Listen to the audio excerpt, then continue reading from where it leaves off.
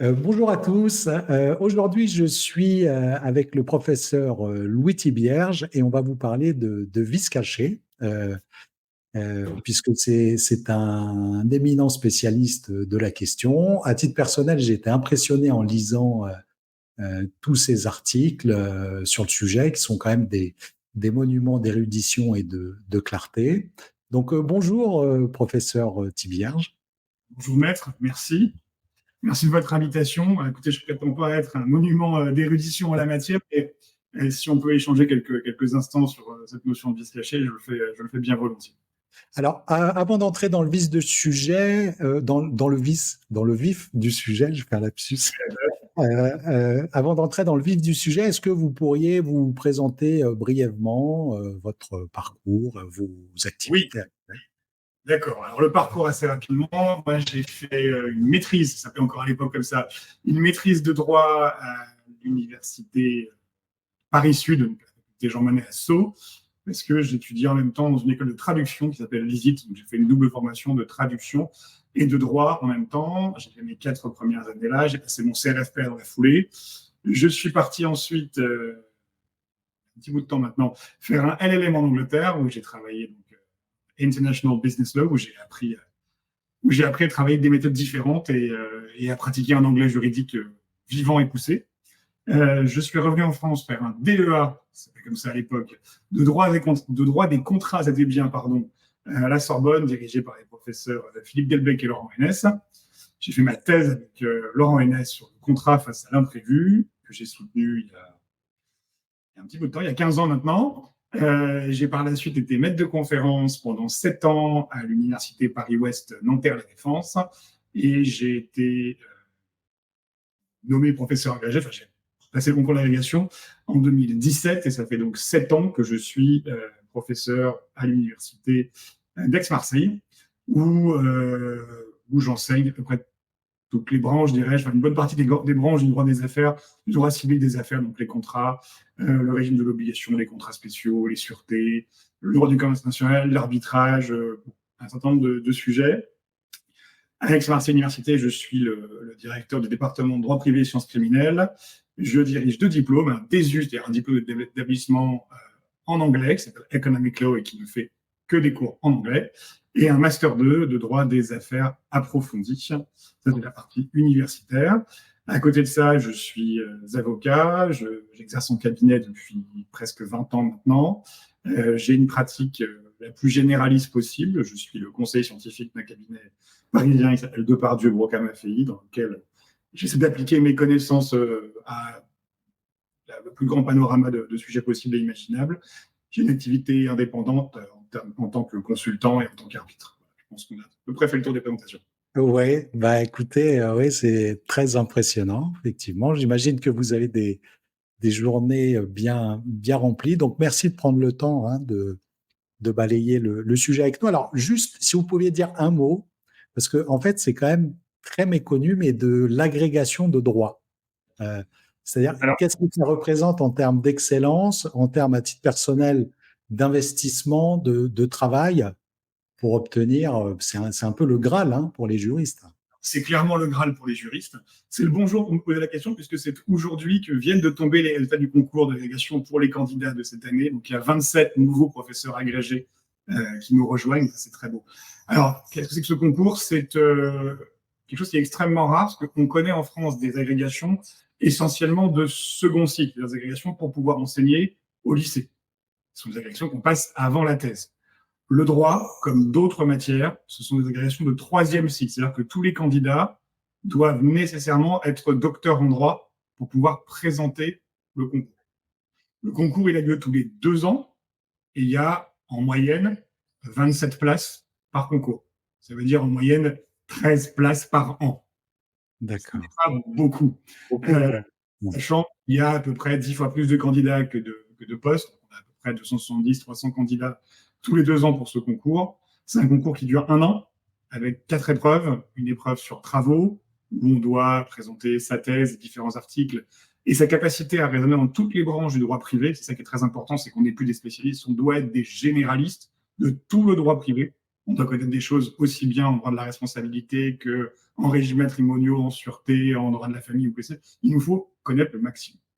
On a une deuxième épreuve qui est une épreuve peut-être plus pédagogique, qui est une épreuve de commentaire. On nous soumet un texte, ça peut être un arrêt, un article de loi, de la doctrine, que sais-je, un projet de loi. Et on a alors 8 heures pour présenter un commentaire d'une demi-heure de ce texte.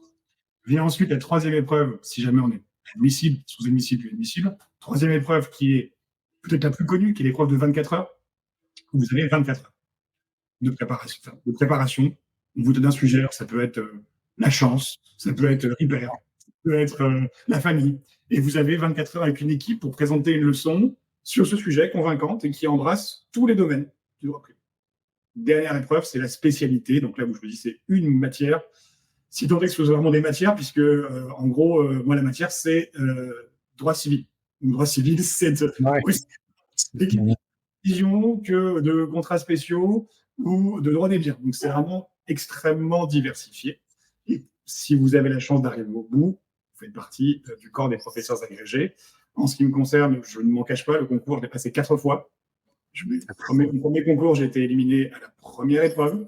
Et les 3 autres concours, je suis allé au bout du concours. Donc, j'ai fait 1 an de concours. 2 fois, malheureusement, ils sont sortis par un échec. La dernière fois, heureusement, avec une réussite qui m'a permis de rejoindre une fac magnifique dans laquelle je suis extrêmement heureux.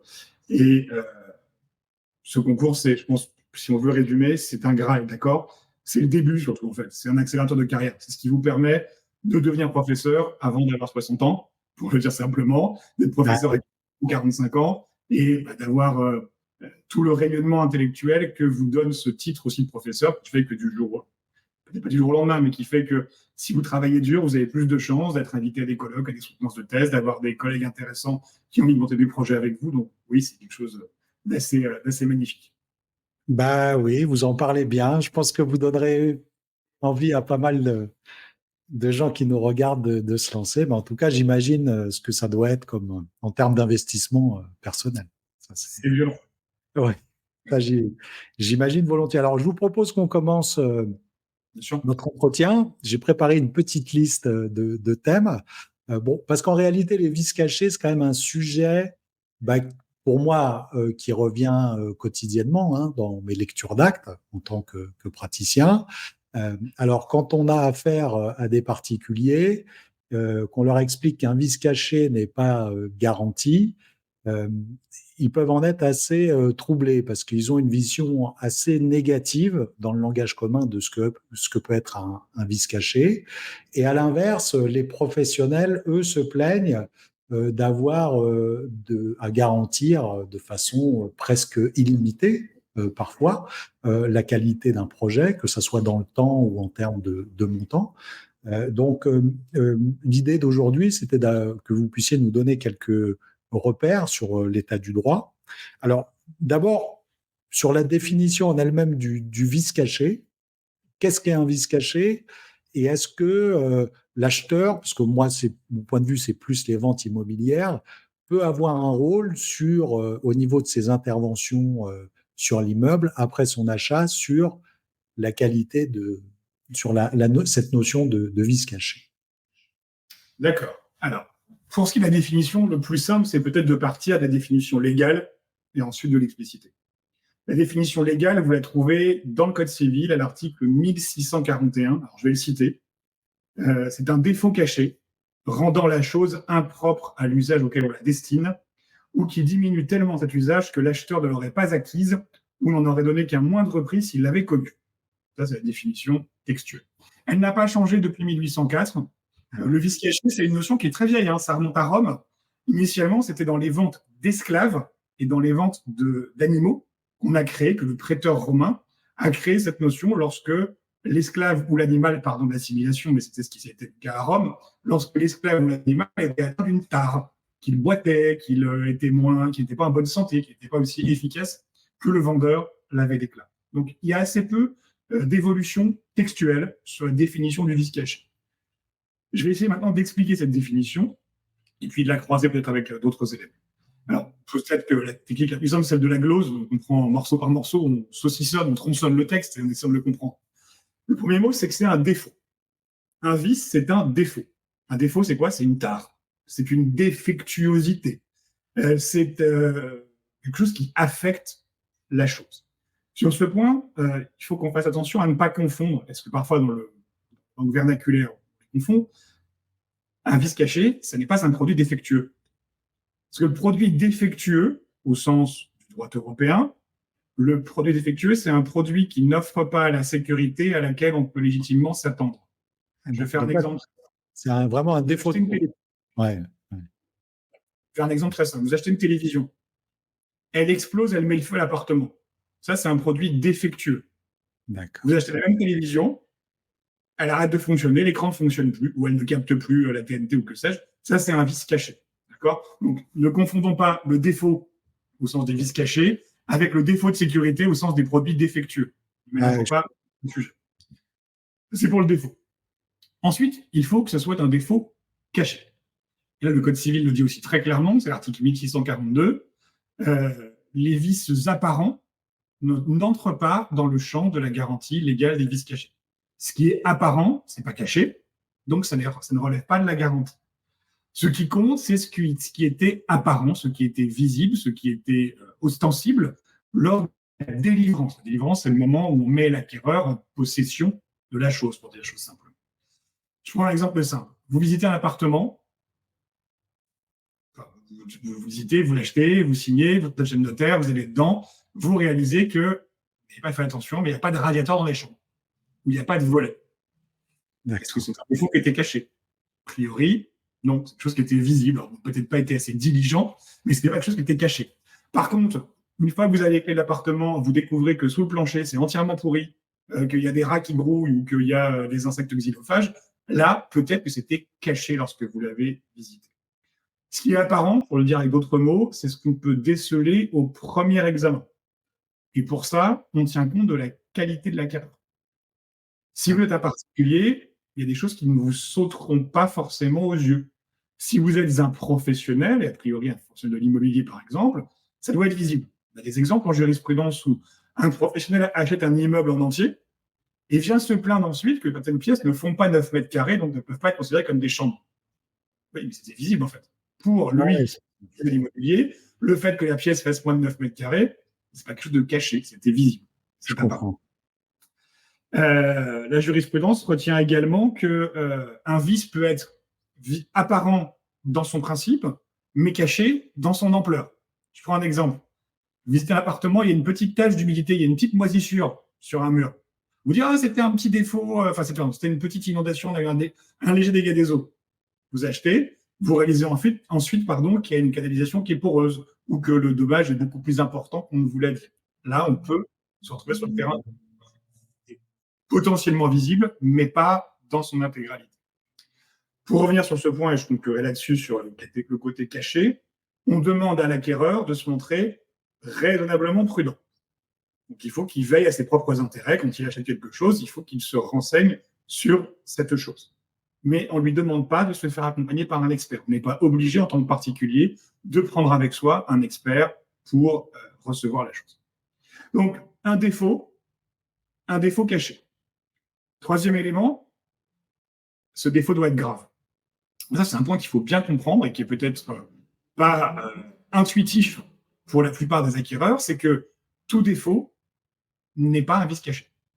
Pour être un vice caché, pour être traité comme un vice caché par le Code civil, il faut qu'il atteigne un degré de gravité suffisant.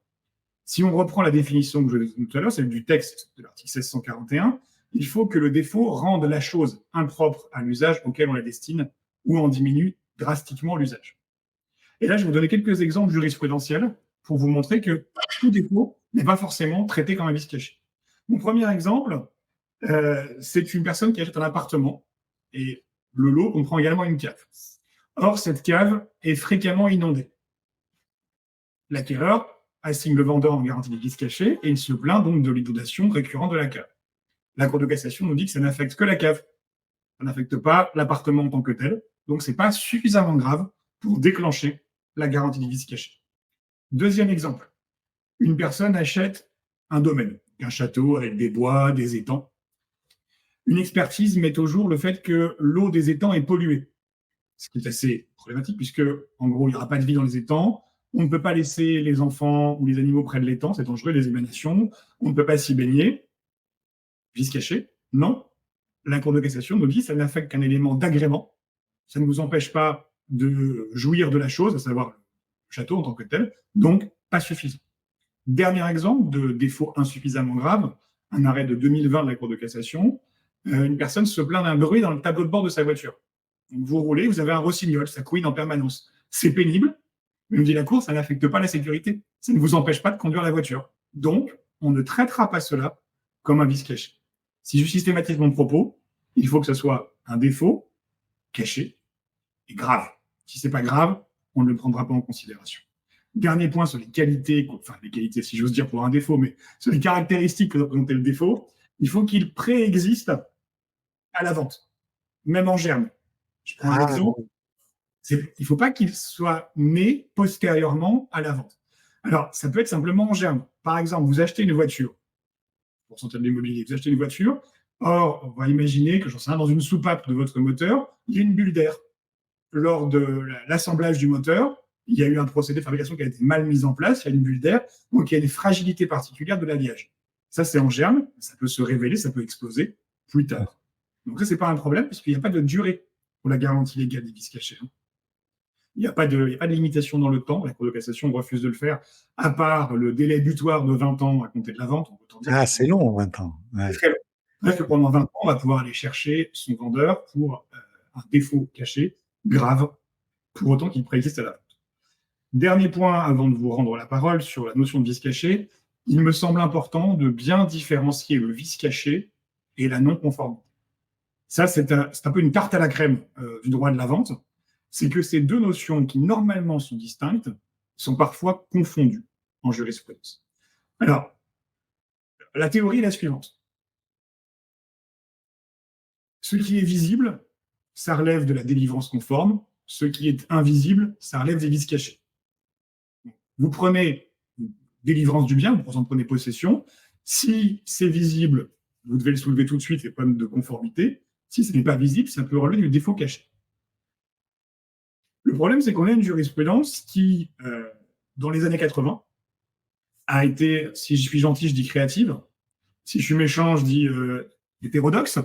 Une jurisprudence qui, pour des raisons d'équité, parce que l'action en garantie de vice caché, à l'époque, était soumise à un bref délai. Il fallait agir très vite. Très souvent, les acquéreurs étaient forclos. Du coup, on leur a trouvé une petite tour de passe-passe, on leur a permis d'aller agir sur le terrain de la délivrance conforme, pour quelque chose qui ne relève pas de la délivrance conforme, mais du vice caché. Pour un exemple, qui pour moi est symptomatique, c'est un cafetier qui achète une machine à purifier l'eau, je crois, ou que sais-je. Cette machine, il commande la machine XBZ, on lui livre bien la machine XBZ, il l'installe, elle fonctionne parfaitement, mais ça ne correspond pas à son besoin. Parce que ce qu'il lui fallait, ce n'était pas un purificateur, c'était un adoucisseur. Et la Cour de cassation nous dit délivrance non conforme, parce que non conforme aux besoins de l'acquéreur. Mais là, on est en train de faire du n'importe quoi juridique, puisque dès lors qu'on parle de l'usage de la chose, c'est la définition du vice caché. C'est le défaut qui est impropre à son usage. Donc, si on met l'usage dedans, on confond les deux notions. Alors, aujourd'hui, depuis les années 90, la Cour de cassation est quand même plus ferme, c'est pas parfait, moi s'en fous, mais plus ferme sur la dichotomie conformité, vice caché. La garantie de conformité, la délivrance conforme, c'est censé être la conformité au contrat. Vous avez commandé une voiture rouge, on vous livre une voiture rouge. C'est conforme. Vous avez commandé une voiture rouge, on vous livre une voiture bleue, c'est pas conforme. Vous commandez une voiture rouge, mais dont le moteur cesse de fonctionner au bout de 1000 km, c'est pas un problème de conformité, c'est un problème de vice caché. Alors la frontière, elle est censée être bien nette, mais c'est pas toujours parfait. Et c'est parfois un peu artificiel, et je vais prendre un exemple récent pour vous le montrer. Vous avez une personne qui achète un appartement qui est construit sur une ancienne station-service. Vous devez voir ça dans votre étude. Parfois, on réutilise des emplacements de stations-service. Et il y a un enjeu, c'est qu'il y avait des cuves qui étaient enfouies dedans, et donc il peut y avoir une pollution aux hydrocarbures. Donc, dans la vente qui est conclue, il est stipulé que le terrain a été dépollué. Vous avez le vendeur qui vend son terrain en disant « je l'ai dépollué, il n'y a pas de problème ». L'acquéreur va ensuite revendre le bien à un sous-acquéreur, mais il ne dit pas que le terrain a été dépollué. Le sous-acquéreur met 2 coups de pelleteuse et bien évidemment, il y a des hydrocarbures dans le sol. Le sol est pollué. Le sous-acquéreur va agir. Alors, sur quel fondement? Dans la première vente, puisqu'il y a une clause qui dit le terrain est dépollué, si le terrain est pollué, c'est un problème de conformité, puisque la chose livrée n'est Elle est pas la chose. apparente. Ouais, c'est ça. Oui, non, c'est pas que c'est pas, pour le coup, c'est même pas que c'est apparent, c'est qu'il y a une différence entre ce qui a été vendu et ce qui a été livré. Vous m'avez Je vendu un comprends. terrain dépollué, le terrain est pollué. Donc, conformité. Dans la seconde vente, comme on n'a pas stipulé que le terrain était dépollué, ben, c'est un vice caché. Donc, c'est le même, techniquement, matériellement, c'est la même chose. Mais on Ouais. l'appréhende. Pardon. Démarche à domicile. Pardon. Ouais. Mais on l'appréhende de deux manières différentes, ce qui est sans doute un peu artificiel. Et c'est la raison pour laquelle la commission de réforme des contrats spéciaux que présidait mon collègue professeur Philippe Stoffelmank a proposé de fusionner ces deux notions de vice caché et de délivrance. Ouais, j'avais lu ça dans un de vos articles où vous donniez l'exemple d'un terrain à bâtir sur lequel on ne pouvait pas construire. Ouais. Et alors, vous me direz si j'ai bien compris, mais moi, j'en avais retiré que quand même un demandeur qui actionne un vendeur a tout intérêt à invoquer ces deux fondements, c'est-à-dire à la fois le vice caché et à la fois la délivrance conforme, notamment pour des délais de prescription. Le problème, c'est que c'est subsidiaire. On ne peut le faire que par un subsidiaire, puisque la garantie des vices cachés, elle a une exclusive, si vous voulez. D'accord. Elle absorbe tout. On ne peut pas prendre d'autres fondements. Ah Donc, ouais. Ah, on peut c'est pas. très délicat. Ouais, ouais. Le cas échéant, c'est de dire j'agis sur le fondement des vices cachés, à titre principal, et si par extraordinaire, Monsieur le Président, vous me déboutiez sur le fondement du vice caché, alors j'ai une demande subsidiaire fondée sur la délivrance conforme. Mais les deux en même temps, ça n'est pas possible. Il n'y a pas de Et cumul. d'accord. Et donc, sur des cas un peu tendancieux, ça serait une bonne pratique pour vous d'invoquer de façon subsidiaire l'un ou l'autre fondement si on était débouté sur le fondement. C'est pas forcément une mauvaise idée d'avoir ceinturé bretelles. Ouais, je comprends. Je comprends. Je comprends. Alors, j'ai une dernière question sur cette notion de vice caché, parce que vous avez mentionné un élément important qui est le vice doit préexister à la transaction. Euh, et alors, sur qui pèse la charge de la preuve de cette préexistence? Alors, c'est l'acquéreur qui va le prouver. C'est le demandeur qui va le prouver. Ouais. Alors, je sors un tout petit peu de la question, puisqu'on a un mécanisme qui ressemble un peu à la garantie du vice caché, qui n'existe que pour les consommateurs et pas pour les immeubles dans le droit européen, qui crée des présomptions d'antériorité, qui dit si le vice se déclare moins de 1 an après, on pourra présumer que c'était antérieur. Mais là, en droit civil, en droit des contrats spéciaux, on n'a pas de présomption d'antériorité. Donc, c'est à vous de le prouver.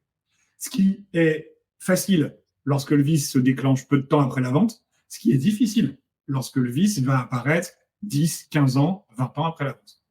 Oui, parce que c'est vrai qu'à la fois, on peut avoir des délais de prescription très longs, mais qui vont se heurter à un problème de preuve, peut-être. Mais c'est pour ça que je me suis assez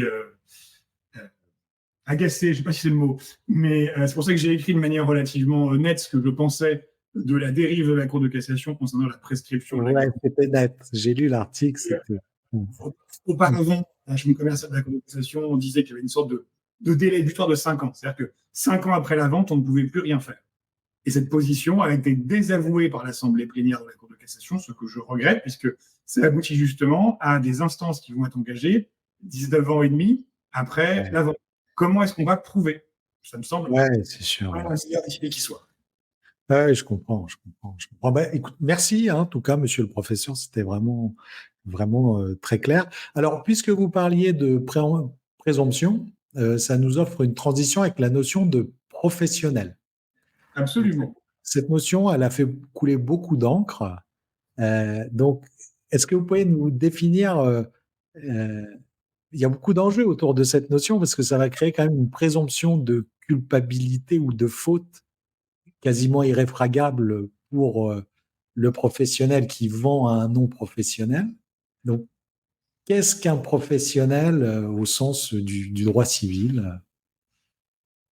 D'accord. Alors, vous avez raison. C'est une notion qui est très importante. Pour moi, il y a au moins 3 enjeux. Le premier enjeu, c'est de savoir si, en tant que professionnel, le vice était apparent pour vous ou non, parce que vous êtes acquéreur professionnel. Le deuxième enjeu, c'est de savoir si vous pouvez stipuler une clause exclusive de garantie. Que vous vous en souvenez peut-être, la clause qui exclut la garantie des vices cachés, elle n'est possible que entre particuliers ou entre professionnels de même activité. Sinon, ça ne fonctionne pas. Le troisième enjeu, c'est celui que vous évoquiez, qui est la présomption de connaissance des vices. Alors, ce n'est pas une présomption de faute ou de culpabilité en tant que telle, parce que le fondement, c'est une garantie, c'est objectif. On ne vous reproche pas d'avoir manqué à une obligation ou de ne pas avoir été honnête. Aujourd'hui, déléguer l'ATA, c'est une présomption irréfragable de connaissance du vice. C'est-à-dire qu'on considère qu'un vendeur professionnel connaît nécessairement le vice affectant la chose qu'il vend. Et en fait, cette présomption, elle est irréfragable en ce sens qu'on n'a pas le droit d'apporter la preuve contraire. Le vendeur professionnel n'a pas le droit de dire, mais en fait, il peut le dire, mais ça ne fonctionnera pas. Pardon, juste une seconde. Pardon. Le vendeur professionnel ne pourra pas être admis à démontrer que dans les faits, il ignorait la présence du vice. Donc je vous vends, je vous vends un yaourt. Il y a une toxine dans le yaourt. Cette toxine est indétectable. Peu importe, je suis quand même responsable. Je vous dois ma garantie. Je vous vends une voiture dans laquelle j'ai incorporé des composants qui viennent de XBZ, de 43 sous-traitants. Il y en a un qui ne fonctionne pas. Je ne peux pas forcément le savoir. Que, j'en sais rien, moi, tel élément de disjoncteur va dysfonctionner dans 5 ans. Je ne le sais pas forcément, mais j'en suis quand même responsable. Le vendeur professionnel ne peut pas s'exonérer en démontrant qu'il était dans l'ignorance du vice. Ça, c'est le droit positif. Le droit prospectif, c'est la proposition de la commission Stoffelmach, c'est de transformer cette présomption en présomption simple, c'est-à-dire d'autoriser le professionnel à la renverser et à prouver que dans les faits, il ne pouvait pas connaître le vice. C'était indétectable. Je referme ma parenthèse sur l'enjeu de la chose. Pourquoi est-ce que c'est important de savoir si on est face à un professionnel? Maintenant, votre question, c'était pas celle-là, c'était de savoir ce qu'est un professionnel. Alors, je n'ai pas de réponse textuelle à vous donner. Dans le Code civil, on n'a pas de définition du vendeur professionnel.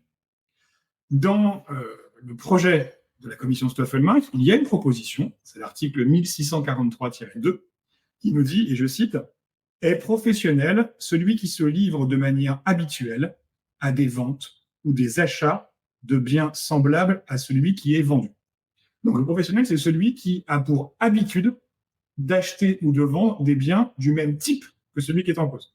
Si vous êtes, j'en sais rien, un professionnel de la vente immobilière et que demain vous me vendez une voiture, ça ne fait pas de vous un vendeur professionnel. Ouais. De voiture et vous me vendez une voiture, oui. La commission Stoffelmach assimile au vendeur professionnel celui qui a les compétences qui lui permettent de connaître l'existence du vice. Donc, soit c'est votre habitude, soit c'est votre compétence, c'est votre hobby. Vous êtes un passionné, j'en sais rien, moi, de voitures anciennes, vous réparez des voitures anciennes à longueur de week-end, vous avez les compétences pour savoir que celle que vous vendez est affectée de tel ou tel tard, que le parallélisme n'a pas été mis en place, n'est pas correct, ou autre. Cette notion professionnelle, on le voit, elle est assez difficile à cerner dans la pratique, puisque le critère principal, c'est celui de l'habitude. Et la jurisprudence se réfère à ce critère. Quelques exemples peut-être, un arrêt du 17 janvier 2024, donc très récent, dans lequel on a un professionnel qui vend un engin agricole. Et l'engin agricole prend feu, mettant feu à toute la récolte de l'acheteur. L'acheteur se retourne contre le vendeur. La cour d'appel nous dit c'est un vendeur, c'est un professionnel, donc il ne peut pas ne pas connaître le vice, et on va déclencher dans cette hypothèse l'action indemnitaire. Je ne sais pas si c'est quelque chose dont vous vous souvenez, mais en gros, pardon, la nécessaire. En garant des vices cachés, vous avez généralement 2 actions. Soit une action rédhibitoire, vous rendez la chose, on vous rend l'argent, soit une action estimatoire, on diminue le prix, puisque l'usage est diminué, soit, et là c'est exceptionnel, c'est l'article 1645, c'est l'action indemnitaire, où vous pouvez indemnisation de tous vos préjudices sans aucune limite. Et pour ça, il faut que le vendeur soit de mauvaise foi.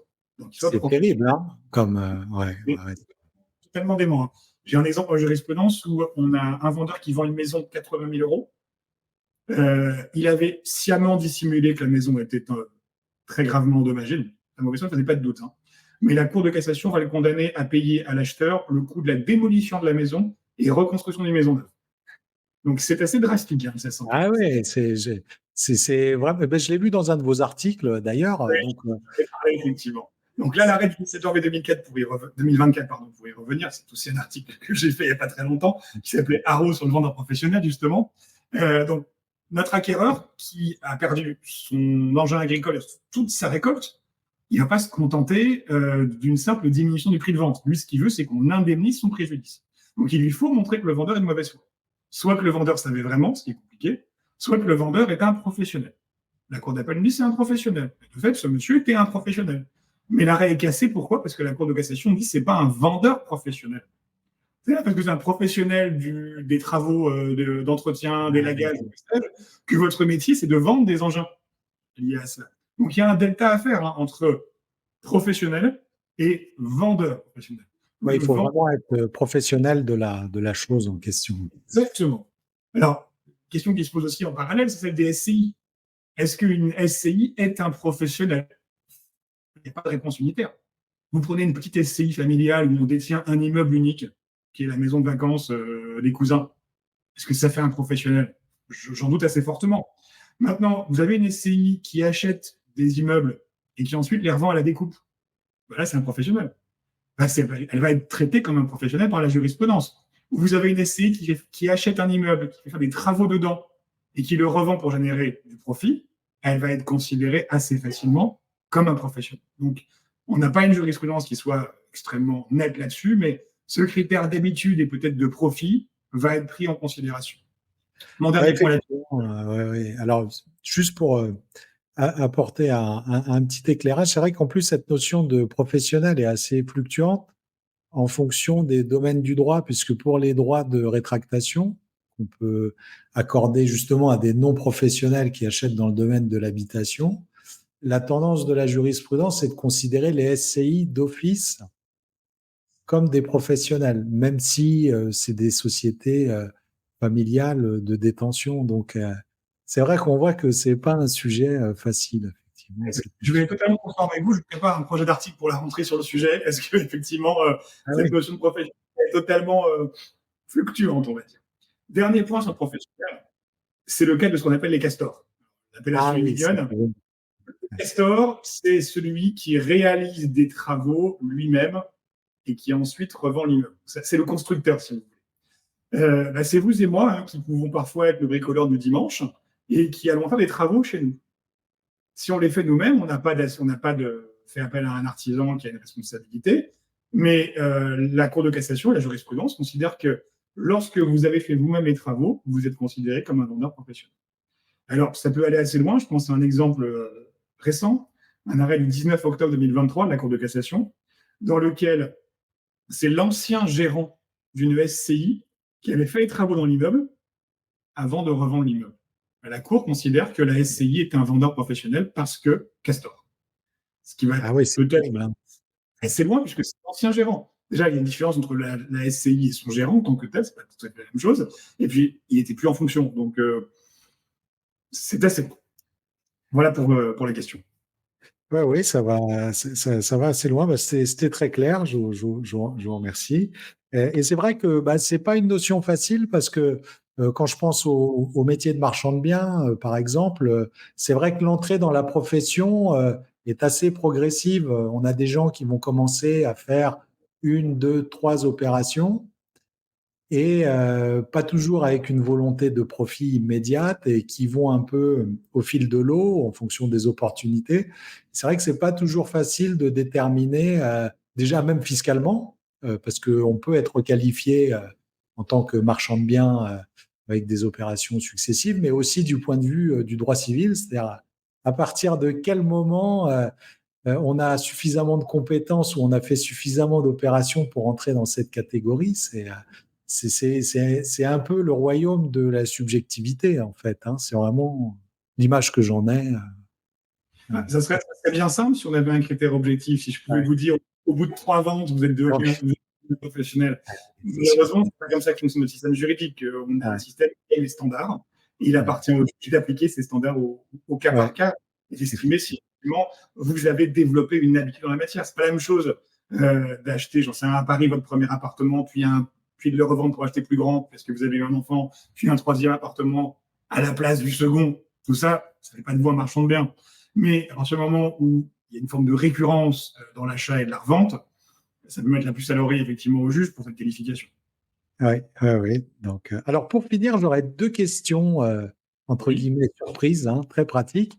La première, ça concerne les marchands de biens, parce que c'est un sujet sur lequel je suis souvent interrogé, où en fait vous avez un premier vendeur qui fait des travaux, qui vend à un marchand de biens qui lui ne fait pas de travaux, et qui ensuite revend à un particulier à qui il va devoir une garantie. Ce Oui. particulier se plaignant ensuite invoquant ensuite un vice caché, donc il actionne son vendeur qui n'a pas fait de travaux, et donc le marchand de biens qui se trouve dans l'opération intermédiaire ressent une forme d'injustice, et il y a pas mal de procès sur ces configurations-là, et donc côté acheteur, quelle est la meilleure façon? Faut-il actionner son vendeur à lui de se débrouiller? Est-ce que le marchand de biens doit endosser les mauvais travaux de ses vendeurs? Est-ce qu'il peut s'exonérer? Est-ce qu'il doit faire une action par la suite contre son propre vendeur? Quelle est votre opinion sur ce type de situation? Moi, je ne peux pas donner des conseils stratégiques. Hein. Je suis avocat en même temps, donc il ne s'agit pas ici pour moi de délivrer un avis, un conseil juridique sur la meilleure façon de faire les choses.